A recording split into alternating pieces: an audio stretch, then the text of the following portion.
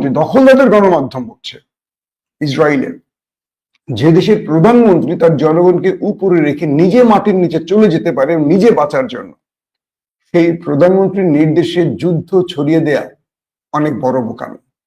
এখন বিষয়টা হলো যে দখলদারদের দেশেও তো সরকারি দল বিরোধী দল থাকে। নেতানিয়াহু, তার ক্যাবিনেট, তার সেনাবাহিনীর গুরুত্বপূর্ণ হাই অফিসিয়াল, তারা সবাই মাটির নিচে চলে গেছে। সেখান থেকে তারা ফোন করে বা তাদের স্যাটেলাইট ফোনের মাধ্যমে যুদ্ধের নির্দেশনা দিচ্ছে। আর ইরানের ক্ষেত্রে কি হয়েছে, ইরানের যারা মারা গেছেন গুরুত্বপূর্ণ ব্যক্তি, এরা সবাই কিন্তু উপরে ছিলেন, কেউ মাটির নিচে যাননি। এবং এরা বীরের মতো শহীদ হয়েছেন। এরা পরোয়া করে যে আমি পালিয়ে আছি, লুকিয়ে আছে না, তারা পরিবারের সাথেই ছিলেন। এবং জানা গেছে যে আইআরজিসি প্রধান বা আরো গুরুত্বপূর্ণ বেশ কয়েকজন তার পরিবার সহ নিহত হয়েছে। তো মুসলমানরা আসলে পেছনে তাকাবে না, সামনে তাকাবে, এটাই মুসলমানদের শিক্ষা। আরেকটা ব্যাপার হলো, আয়াতুল্লাহ আলী খামেনির,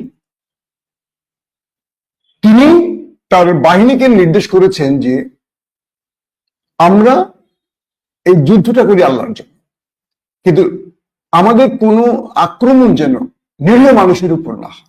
কিন্তু ইসরায়েল যে চিন্তাটা করছে না। দুটো ধর্মের পার্থক্য আছে, এটাই হলো শিক্ষার জায়গাটা। এবং ইরান যে আক্রমণ করে, তারা চেষ্টা করে যেন কোনো বেসামরিক মানুষ হতাহত না হয়, তারা এই চিন্তাটা করে, কিন্তু এই চিন্তাটা তো ওরা করে না। এই চিন্তাটা করতে গিয়ে ইরানকে অনেক সময় তার পরিকল্পনায় পরিবর্তন আনতে হয়।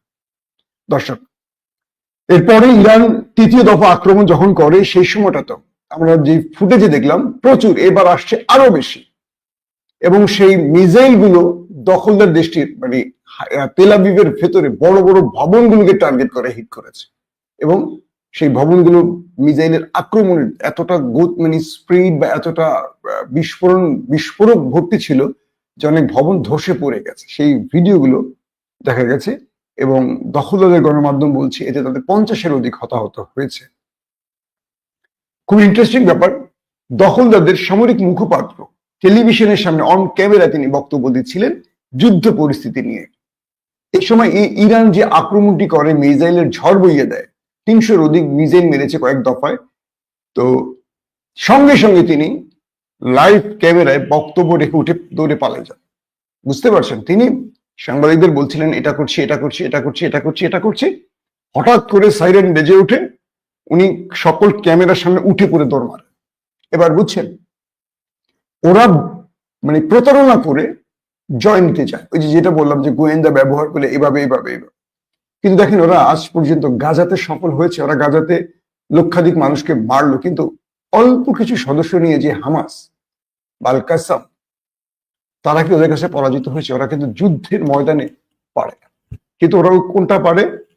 প্রচুর অর্থ আছে, ওই যে আমাদের দেশে কোক, হ্যাঁ, ফান্টা, স্প্রাইট বিক্রি করে, বিভিন্ন দেশে ওদের প্রোডাক্ট যায়, সেই টাকা দিয়ে ওরা প্রচুর টাকার মালিক হয়। সেই টাকা দিয়ে ওরা পৃথিবীর সমস্ত মূল্যবান দেশ থেকে অস্ত্র কেনে। আমেরিকা যেই অস্ত্রটা তৈরি করে সেটি ওরা পেয়ে যায়, কোনো বাধা বিপত্তি নেই।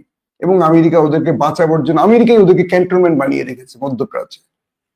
তো সবকিছু মিলে ওরা ওদের প্রযুক্তি দিয়ে এই লড়াইটা করে। ওদের সামরিক বাহিনী কিন্তু ইরানের সাথে মানে 12 ঘন্টা টিকে থাকতে পারবে না। ইতিমধ্যে ইসরায়েল প্রতিটা সীমান্তে তাদের সেনা মোতায়েন করেছে। সেটা মিশর বলি, জর্দান বলি, প্রতিটি সীমান্তে তাদের সেনা মোতায়েন করেছে। একদম চারদিকে সেনারা এখন দাঁড়িয়ে আছে, যাতে প্রতিবেশী দেশ থেকে কেউ ঢুকে যেতে না পারে।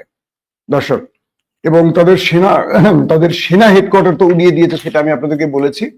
এরপরের বিষয় হলো যে ওদের তেল আবিবের সহ হাইফা এবং ইসরায়েলের আরো কয়েকটি শহরের তাদের গুরুত্বপূর্ণ সামরিক বেজ আক্রান্ত হয়েছে। এবং যে বেজগুলো ব্যবহার করে ওরা এতদিন যুদ্ধ করেছিল দখলদাররা, সেই বেজগুলোতে নাকি ব্যাপক ক্ষয়ক্ষতি করেছে ইরান তার মিসাইল অ্যাটাকের মাধ্যমে।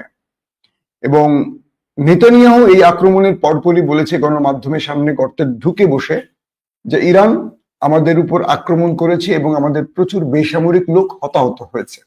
এটা নেতানিয়াহু বলেছেন। বলেছেন এবার আমরা ইরানকে আরো শক্ত জবাব দেব। আমরা ইরানকে, মানে সন্ত্রাসী বলছে ইরানকে, যে আমরা ইরানের সাথে যেটা করেছি নিয়ম মাফিক করেছি, কারণ ইরান পারমাণবিক অস্ত্র বানাবে, এটাকে আমরা ধ্বংস করে দিয়েছি। আমরা কোনো নিরীহ মানুষকে মারিনি, কিন্তু ইরান আমাদের নিরীহ মানুষকে মেরেছে। কে বলছে? নেতানিয়াহু। আচ্ছা, একটা প্রশ্ন মাথায় আসে, পৃথিবীর সমস্ত বিবেক কি অন্ধ? আমেরিকার হাতে নিউক্লিয়ার আছে, রাশিয়ার হাতে নিউক্লিয়ার, চীনের কাছে নিউক্লিয়ার, ব্রিটেনের কাছে নিউক্লিয়ার, ফ্রান্সের কাছে নিউক্লিয়ার, জার্মানের কাছে নিউক্লিয়ার, স্বয়ং ইসরায়েলের কাছেও নিউক্লিয়ার। নিজের ঘরে নিউক্লিয়ার রেখে, পারমাণবিক রেখে সে আরেক দেশে পারমাণবিক নির্মূল করতে যায়। এইটা কোন সভ্যতার অংশ? আমেরিকা বলছে তুমি চুক্তি করো, তুমি নিউক্লিয়ার বোমা বানাতে পারবে না। তাহলে আমেরিকার ঘরে কেন শত শত নিউক্লিয়ার বোমা আছে?